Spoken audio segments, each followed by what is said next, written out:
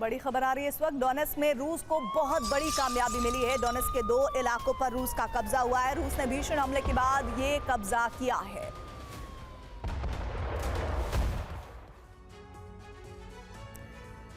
जैसे सीरिया को दहलाया वैसे ही यमन पर हमला किया। बेंजामिन नेतन्याहू का नया ब्लूप्रिंट सामने आया है जिसमें वो एक एक करके इजराइल के तमाम दुश्मनों को खाक में मिला देना चाहते हैं।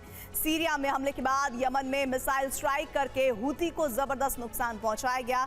इस बार इजराइल ने सैन्य ठिकानों के साथ एनर्जी सेक्टर पर भी हमला किया, लेकिन हूती के खिलाफ ये युद्ध की शुरुआत है। बेंजामिन ने प्लान बनाया है कि वो तब तक हमला करते रहेंगे जब तक हूती के सारे ठिकाने नष्ट नहीं हो जाते। ये ठीक वैसा ही प्लान है जैसा हमास और हिजबुल्लाह पर हमला करने में अपनाया गया और फिर सीरिया में हिजबुल्लाह ठिकानों का सफाया किया गया। अब हूती का नंबर आया है जिससे वो बैकफुट पर आ चुका है।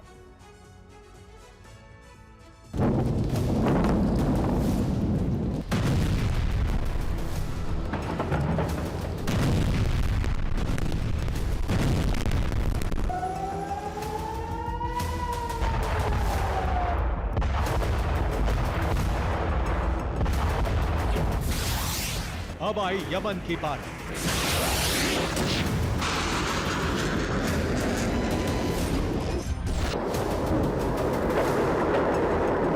बेंजामिन नेतन्याहू के लिए सिर्फ गाजा, लेबनान और सीरिया काफी नहीं। उन्होंने ठान लिया है कि वो यमन को भी तबाह कर देंगे।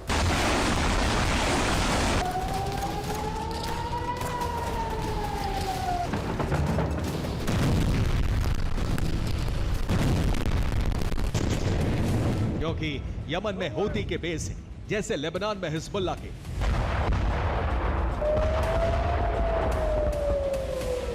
इसलिए इजराइल ने बीती रात इतना बारूद बरसाया, जब सुबह हुई तो कई हूती ठिकानों से निकलता धुआं तबाही की कहानी बता रहा था।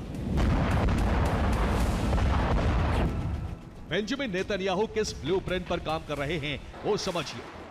गाजा में हमास का खात्मा करने के लिए आईडीएफ के सैनिक जुटे हैं। लेबनान में हिजबुल्लाह का दहन करने के लिए उत्तरी बॉर्डर से हमले किए जा रहे हैं। सीरिया में हिजबुल्लाह और इस्लामिक रेजिस्टेंस के ठिकानों को तबाह करने के लिए एयर स्ट्राइक की जा रही है। और अब यमन की बारी आई है, जहां हूती के सर्वनाश की कसम बेंजामिन ने खाई है।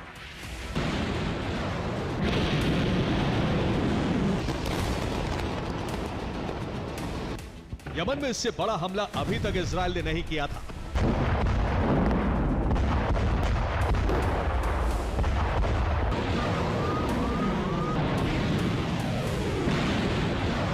लेकिन 24 घंटे पहले हूती ने इजराइल पर मिसाइलें दागकर उसे मौका दे दिया। फिर जो विध्वंसक खेल हुआ उससे हूती को जबरदस्त नुकसान हुआ। यह हजीज पावर स्टेशन पर हमले की तस्वीरें हैं। हमला कितना बड़ा और भयंकर है ये इन आग की लपटों से समझा जा सकता है। पूरा पावर स्टेशन जल गया। इजराइल ने हमले के लिए बैलिस्टिक मिसाइल का इस्तेमाल किया। इसके अलावा फाइटर जेट से भी बमबारी की। यमन की राजधानी सना के दक्षिण में पड़ने वाले स्टेशन के तबाह होने से सना में अंधेरा हो गया।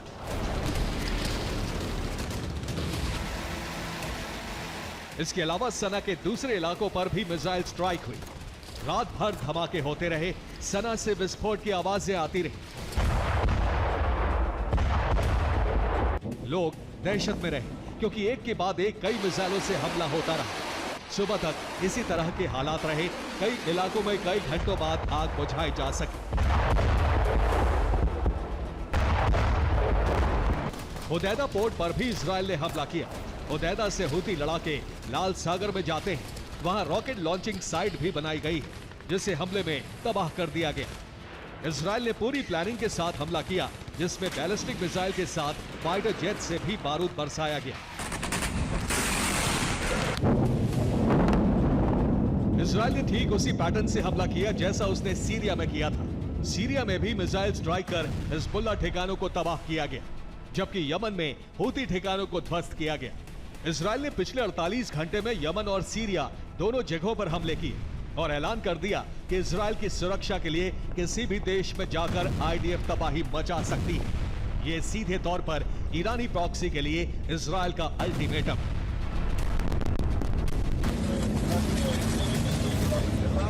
इजराइल के इतने विध्वंसक हमले की वजह समझ लीजिए। हूती ने कुछ घंटे पहले इजराइल पर मिसाइलें दागी।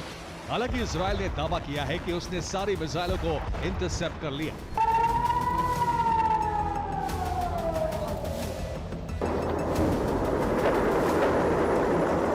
इस वीडियो को इजराइल ने जारी किया है, जिसमें कई मिसाइलें तेल अवीव के ऊपर दिख रही हैं। इसी दौरान आयरन डोम एक्टिव हो गया, सायरन बजने लगी।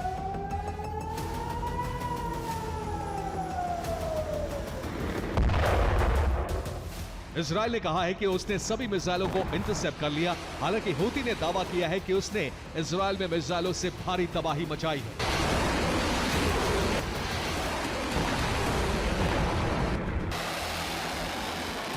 इन हमलों का बदला लेने के लिए इजराइल ने कुछ ही घंटों में बैलिस्टिक मिसाइलें दागी, जिससे लग रहा है सीरिया के बाद युद्ध का एपिसेंटर यमन बन गया है।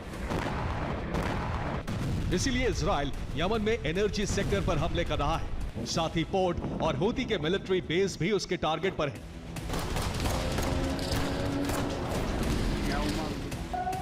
हालांकि इस हमले में अमेरिका शामिल नहीं हुआ है, लेकिन जो हालात हैं उससे साफ है कि अगर हूती ने पलटवार किया तो अमेरिका युद्ध में उतर सकता है।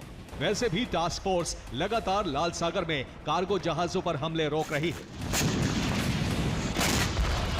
इस बीच हूती की तरफ से बयान आया है, इजराइल के हमले पर हम प्रतिक्रिया जरूर करेंगे।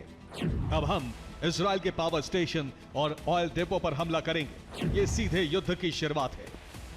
यानी हूती हिजबुल्लाह की तरह लंबे युद्ध की तैयारी कर चुका है। इस दौरान हूती को हथियार और रसद ईरान और रूस से मिलती रहेगी। इसके लिए सूडान के पोर्ट पर रूस ने हाईटेक हथियार पहुंचा दिए हैं। ड्रोन की खेप पहुंचा भी दी है।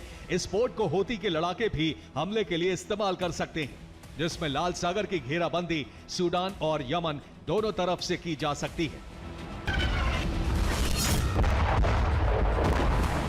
ईरान से पहले भी प्रॉक्सी गुटों को हथियार पहुंचते रहे हैं, लेकिन अब सूडान के लाल सागर से लगते पोर्ट को सैन्य ठिकाने में बदला जा रहा है, जिससे हूती की मदद की जा सके। अब ईरान ने एक ट्रांसपोर्ट एयरक्राफ्ट भी बनाया है, जिसे पहली बार दुनिया को दिखाया। इस जहाज के जरिए मिलिट्री इक्विपमेंट्स और सैनिक कहीं भी पहुंचाए जा सकते हैं।